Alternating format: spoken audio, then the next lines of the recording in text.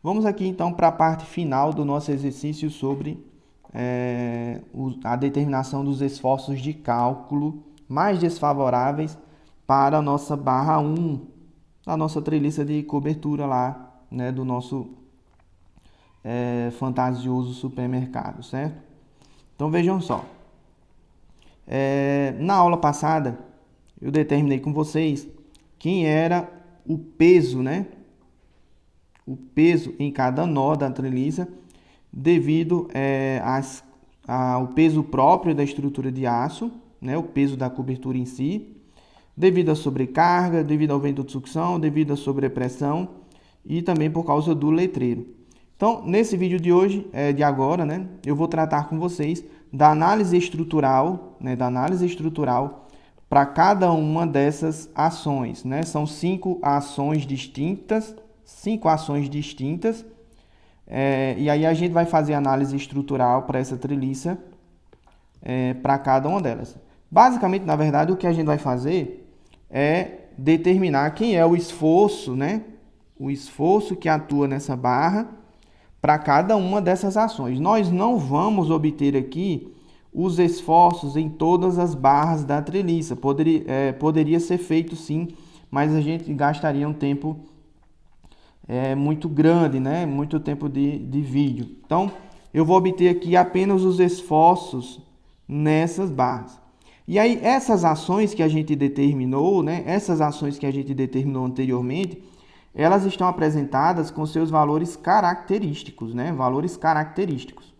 Então, o que eu vou obter aqui, né? O que eu vou obter aqui são os esforços característicos nessa barra, né? Os esforços característicos nessa barra em função de cada uma das ações que a gente tem na nossa estrutura, seja o peso próprio, seja a sobrecarga por causa da manutenção, seja por causa do vento, as duas hipóteses, ou seja por causa do peso do letreiro, certo? Vamos começar aqui, ó. Vamos começar pelas ações permanentes por causa do peso próprio especificamente, né? O peso próprio da nossa treliça, tá? Peso próprio. Então, na aula passada a gente viu que o nosso G, deixa eu voltar aqui, ó.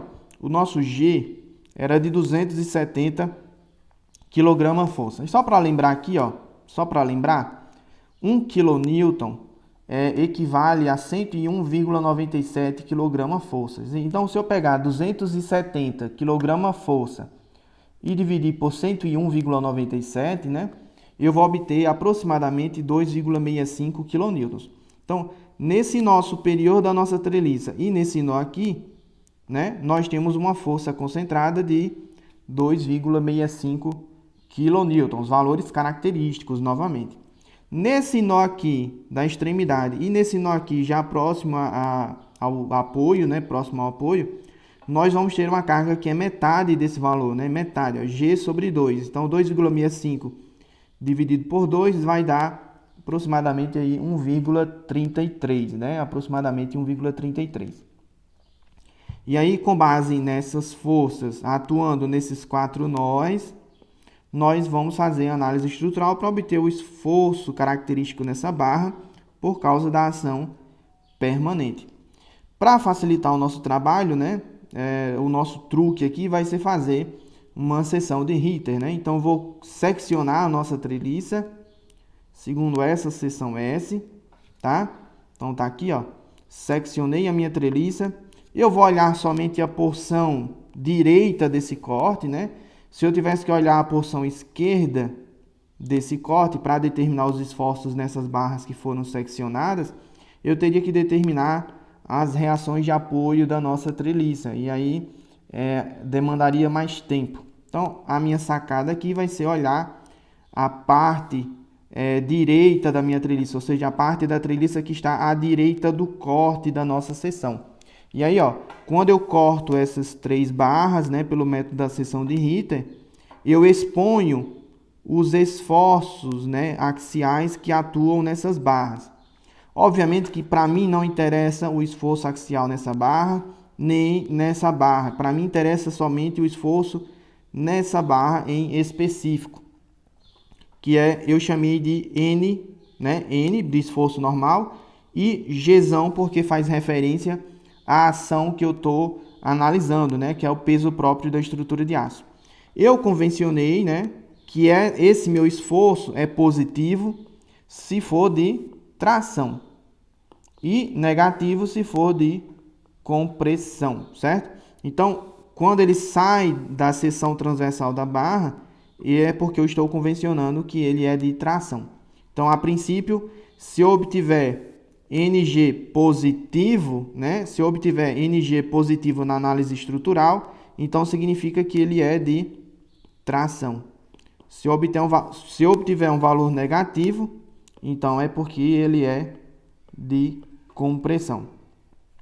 Esse pontinho aqui, ó, é o nosso nó 3 da nossa treliça. Vocês podem ver lá no enunciado da questão que esse nó aqui, ó, é o nó 3 da minha treliça. Por que que eu estou fazendo referência a ele nessa figura?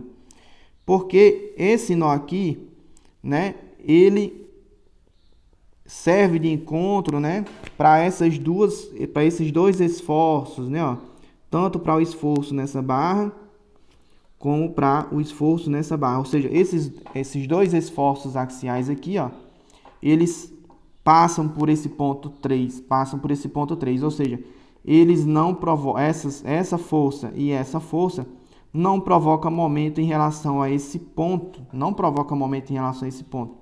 Então, se eu fizer somatório dos momentos em relação ao ponto 3, analisando tudo, né, que está à direita da nossa seção, a única variável, né, que eu não conheço que vai entrar no nosso cálculo é justamente o esforço que eu estou procurando. Então, vamos começar aqui. Eu vou convencionar o sentido positivo do meu momento como sendo o sentido horário.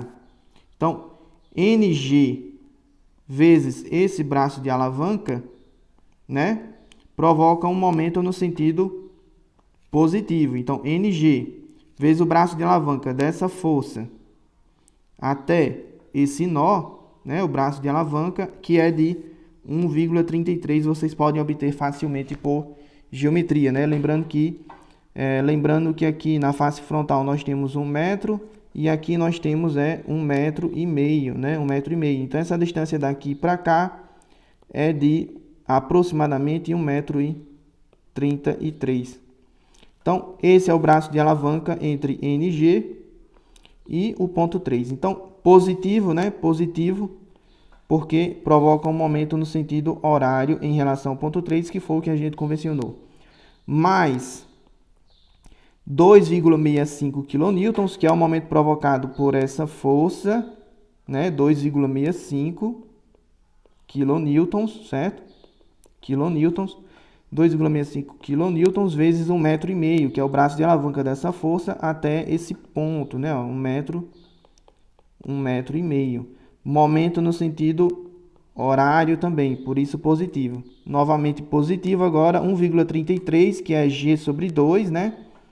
1,33 kN vezes 3 metros, que é o braço de alavanca desse nó, desse ponto, aliás, dessa força até esse nó, né? 3 metros. Positivo porque provoca um momento no sentido horário em relação ao ponto 3. Tudo isso aqui tem que ser igual a 0 para a gente ter o equilíbrio desse corpo livre que a gente seccionou aqui, certo? Então, isolando aqui a minha variável NG, eu vou obter um valor negativo, menos 5,99 kN.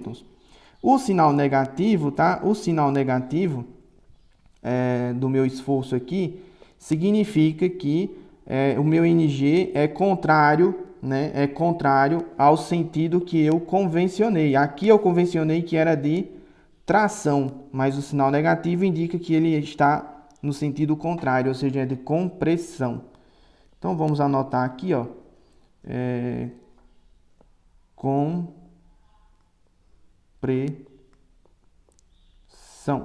compressão, tá bom? Guardem esse valor, a gente vai precisar dele lá na frente para fazer as combinações de ações, né, para determinar o esforço de cálculo nessa barrinha 1 que a gente está analisando. Vamos agora para as ações variáveis por causa da manutenção da cobertura.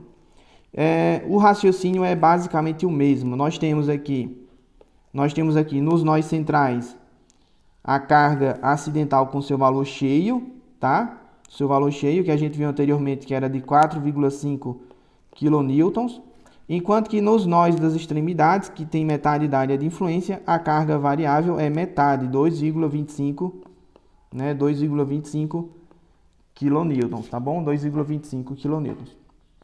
Então, nós temos aqui esse esquema estrutural, vamos obter, né, os esforços característicos oriundos da ação variável da manutenção da cobertura. Novamente, eu vou fazer o mesmo corte,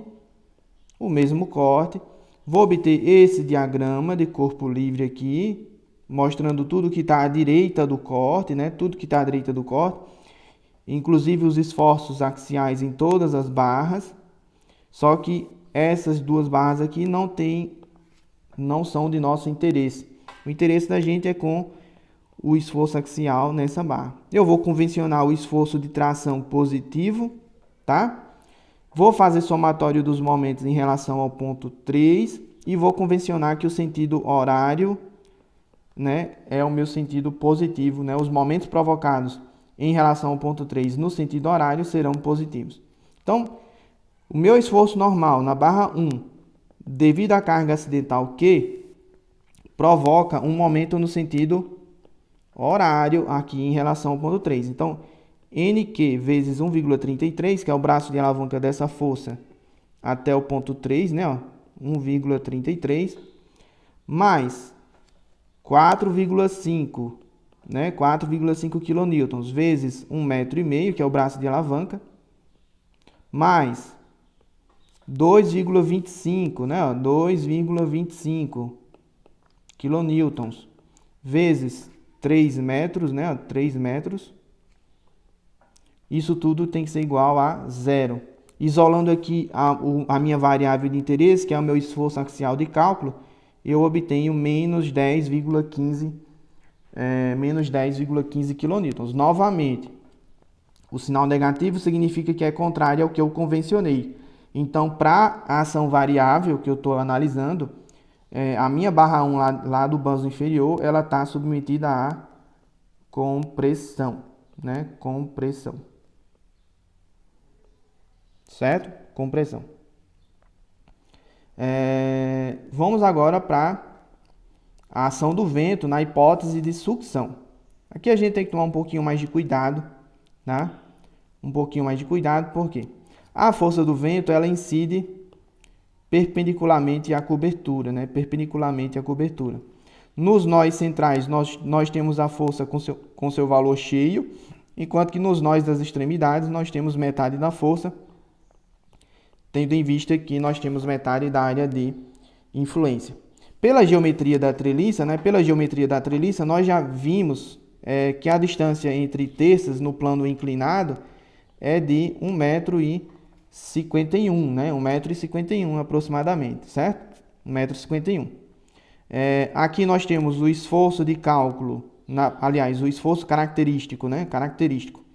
Na barra 1, devido à ação do vento de sucção, né? Convencionado inicialmente como se fosse de tração, a gente não sabe ainda.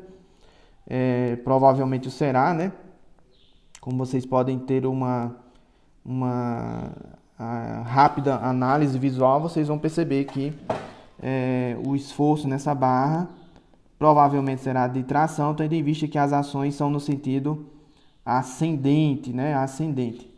Então é natural de se esperar que o banzo superior fique comprimido e o banzo inferior fique tracionado. Então vamos lá. Novamente eu vou fazer somatório dos momentos em relação ao ponto 3 e convencionar o sentido horário positivo agora, tá? Então vamos lá. A minha força NV1, meu esforço, né, característico NV1 em relação ao ponto 3 tem um braço de alavanca de 1,33 m. Então tá aqui, ó, NV1 vezes 1,33 é o momento provocado pelo esforço em relação ao ponto 3. Agora, menos 7,25 vezes 1,51 faz referência ao momento provocado por essa força aqui, ó, V1. Essa força é de 7,25, né, kilonewtons, como vocês puderam ver lá no vídeo anterior, né, ó. Devido ao vento de sucção, a ação de cálculo é de 7,25 kilonewtons. Então, nós temos aqui uma ação característica, aliás, de 7,25 kilonewtons, né, vezes 1,51 m, porque é o braço de alavanca, né, braço de alavanca dessa força em relação ao ponto 3. Tome cuidado que o braço de alavanca, né, é sempre a distância segundo a reta que passa perpendicularmente ao sentido, né, à direção da força, até a reta suporte da força, certo? Então, esse 1,51 m acaba recaindo na distância, na projeção inclinada, né, na projeção inclinada do banco superior da nossa treliça, 1,51 m. Então, 7,25 vezes 1,51 m, negativo porque essa força aqui provoca um momento no sentido anti-horário, né, em relação ao ponto 3. Agora vamos para essa outra força aqui, ó. Nós temos 7,25 sobre 2, porque é metade, né, ó, metade, que tem metade da área de influência, vezes o braço de alavanca, né, o braço de alavanca agora daqui para cá, né, 3,02, 1,51 m mais 1,51 m, 3,02 metros, tá? Braço de alavanca, no caso a distância, a distância do ponto 3 até a reta suporte, tá? Até a reta suporte da nossa força, né? Ou seja, perpendicular à reta suporte da nossa força. Então, acaba sendo a distância na projeção inclinada aqui da nossa cobertura, 3,02 metros. Negativo, né? Negativo porque provoca um momento no sentido anti-horário em relação ao ponto 3. Se eu isolar aqui o NV1, eu vou obter um valor de 16,46 kN. O sentido, o valor positivo, né, o sinal positivo do meu esforço, significa que está de acordo com o que eu convencionei inicialmente, ou seja, esse esforço aí característico é de tração, tá bom? Outros discentes aí podem preferir fazer o seguinte, pegar a nossa força que está na projeção inclinada, né, a nossa força que está na projeção inclinada, e decompor ela numa componente vertical e numa componente horizontal, como está indicado aqui, ó, uma componente vertical e uma componente horizontal.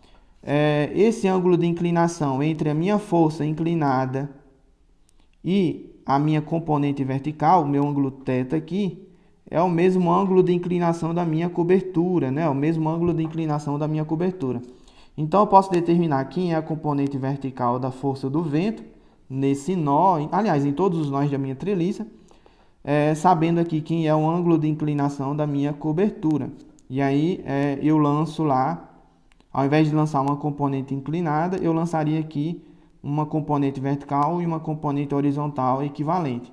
O meu ângulo θ de inclinação da cobertura, eu posso pegar esse triângulo aqui, ó. Esse triângulo aqui, ó. Tá? Ó, esse ângulo θ aqui, ó. A tangente de θ seria meio metro, tá? Aqui nós temos 1 metro, aqui nós temos 1,5 metro, né? 1,5 metro. Então, a altura desse triângulo aqui seria de meio metro, né? E dividido pelo cateto adjacente, 4,5 metros, né? 4,5 metros. Então, a tangente de θ seria 0,5 sobre 4,5, fazendo arco cuja tangente seja esse valor, nós obteríamos aí um ângulo de 6,34 graus. Obviamente que vocês vão ver que para esse caso de cobertura, né? Para esse caso de cobertura, essa componente horizontal aqui, ela seria muito pequenininha, porque a inclinação da nossa cobertura é baixíssima, né? Baixíssima. Então, V1 de x aqui seria bem próximo de zero, tá bom? Vamos seguir então.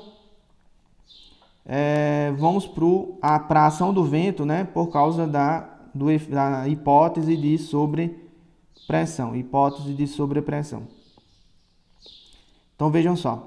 Na hipótese de sobrepressão, a minha força do vento ela agora é descendente, ou seja, ela empurra a nossa cobertura no sentido gravitacional. Vai ser semelhante ao que a gente fez para a ação do vento anterior, só mudando os sinais, né? Só mudando os sinais. Então, novamente, eu vou fazer somatório dos momentos em relação ao ponto 3, tá? E aí eu vou ter aqui o esforço na barra 2, vezes o braço de alavanca, 1,33 m, né?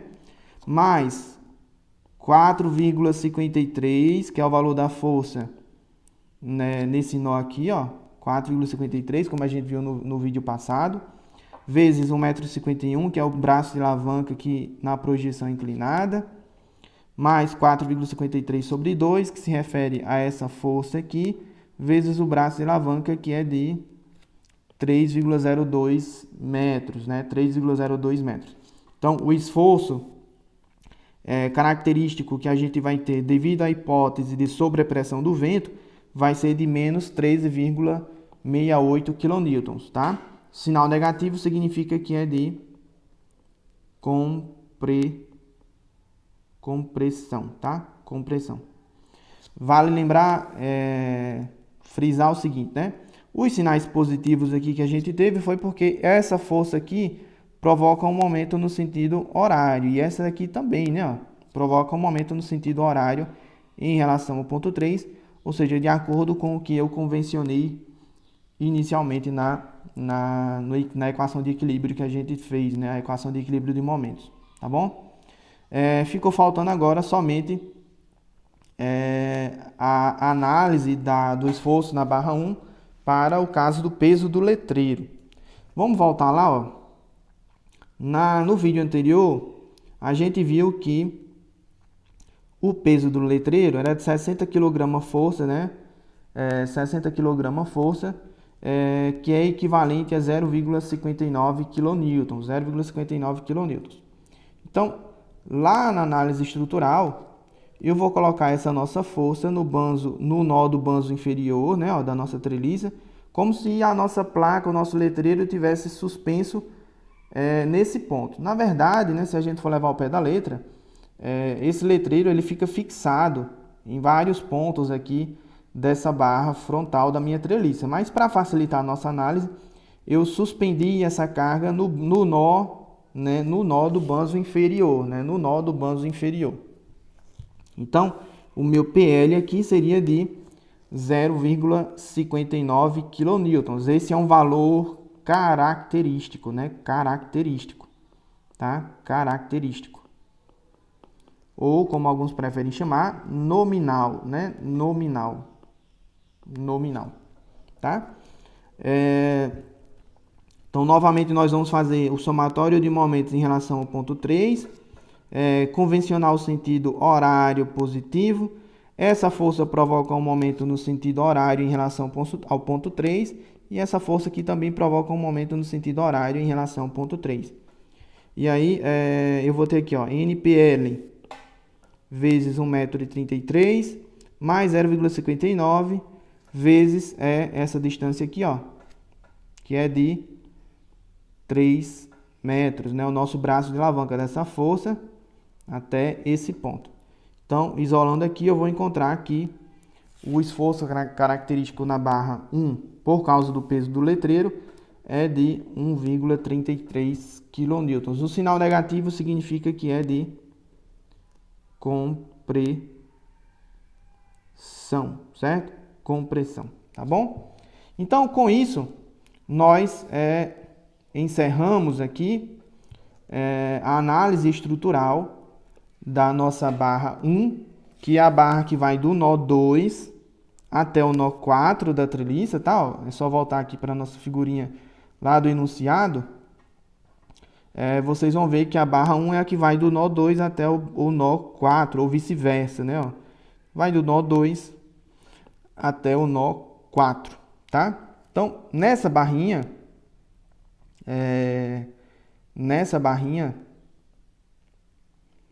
2,4, nós tivemos as ações, né, os esforços internos, né, devido a algumas ações de caráter permanente e algumas ações de caráter variável. Então, quais são as ações na minha treliça com caráter permanente? Tem o peso próprio da estrutura de aço e o peso do letreiro. São ações de caráter permanente, ou seja, ao longo do tempo possuem uma pequena variabilidade. E nós temos 3 ações de caráter variável, que seria a carga devido à manutenção da cobertura, eventual manutenção, a ação do vento de sucção, né, uma hipótese, e a ação do vento de sobrepressão, outra hipótese do vento. São ações que têm grande variabilidade ao longo do tempo, né? Grande variabilidade ao longo do tempo, certo? Então, com base nesses esforços aqui que a gente acabou de determinar, né? Com base nesses esforços, nós vamos promover no próximo vídeo as nossas combinações de ações, né, no estado limite último, ou seja, nós vamos obter os esforços de cálculo, né,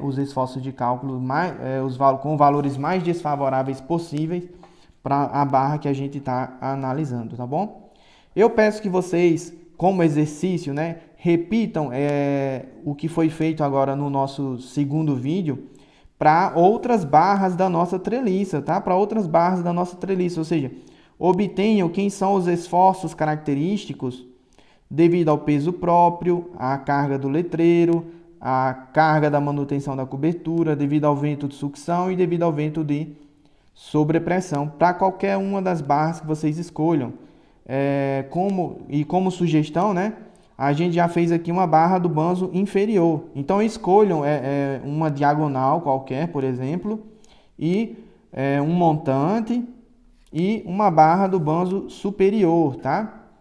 Para cada uma dessas barras aqui que vocês eventualmente escolherem, vocês terão que fazer uma seção de Ritter, né, conveniente, que facilite a vida de vocês, para que vocês obtenham, né, os esforços característicos por meio de uma equação de equilíbrio mais prática possível, tá bom? Então a gente vai ficando por aqui. Na próxima aula, né, aliás, no próximo vídeo, a gente vai dar continuidade com a montagem das equações para as combinações de ações. Abraço a todos e fiquem com Deus.